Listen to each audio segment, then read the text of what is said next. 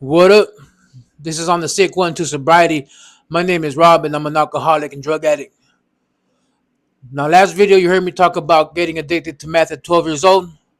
Now I want to talk about my alcoholism and how it started. So let's get into it. My first ever run-in with alcohol was at 8 years old. I didn't become an alcoholic at 8 years old, but we were at a family party. Everybody kept on serving themselves from a keg. And I'm 8 years old and I'm seeing everybody getting drinks from there. And my curiosity was just running wild. So I went up to the keg, grabbed the fucking hose, took a shot, and it was the nastiest fucking thing I ever tasted in my life. I remember spitting it out, like coughing. It was just so fucking gross. The taste of beer was the worst thing in my life. But little did I know that 11 years later, alcohol would taste like love at first sight. I assume just like people who drink, everybody starts off socially. I used to drink with the homies every weekend when we would fucking get off of work. And at this time, I was really into making music. And around this time, I was trying to stay away from the meth. So what I did, I ended up substituting meth for alcohol. So we would drink on weekends. And it was just like that for a few weeks. And then eventually, when I started coming home from work, I started using the excuse of, oh, I earned this drink, or I'm just tired and want to chill and relax. So I would hit up the liquor store, like during the work week, you know what I mean? Monday through Friday, hit up the liquor store and either a tall can of Mickey's or a 40, or actually my favorite was to buy those little 99-cent bottles of brandy and put them in a Sprite and have my little mixed drink and just chill and watch TV. And that's just, I think it was harmless, right? Just harmless drinking. But I'm an alcoholic. I'm a drug addict. We just don't take it easy.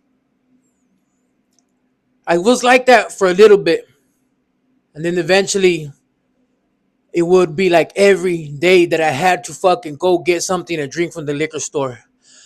I would walk home from the liquor store and I would start to feel like anxious, like I was in a rush to get home. I couldn't get home fast enough to get this fucking drink in my system.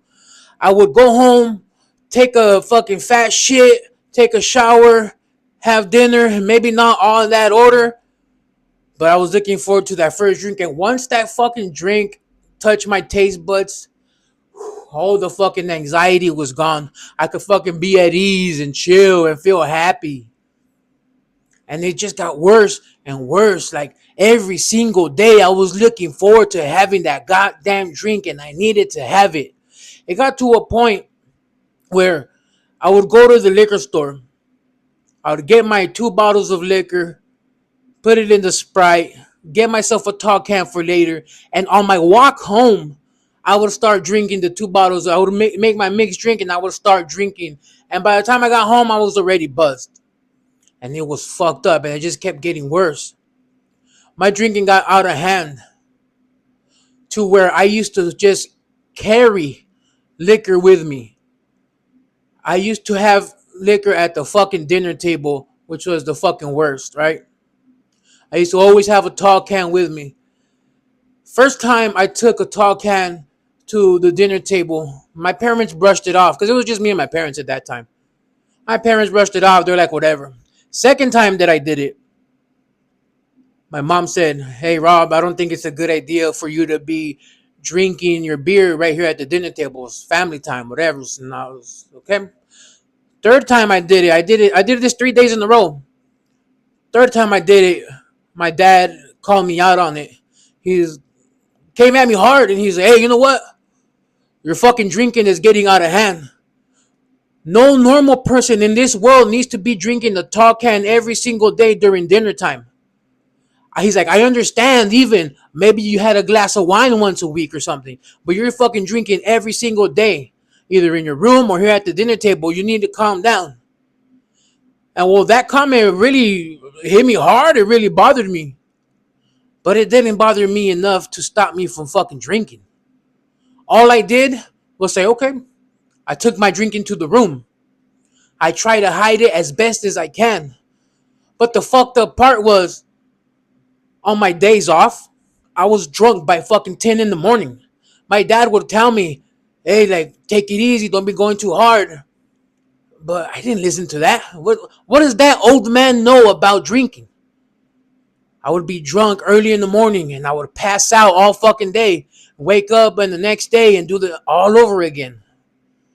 And I wanted to drink a lot more because I knew I could. And I didn't want to pass out drunk. I didn't want to wake up with a hangover. And since I was trying to stay away from meth at that time, I knew there was something that I could use that could keep me awake and that could keep me drinking longer and that can keep me kicking it. And it opened the doors to a brand new group of friends that I didn't know I had. And that's when I introduced cocaine into my diet. And boy, I'll tell you guys one thing right now.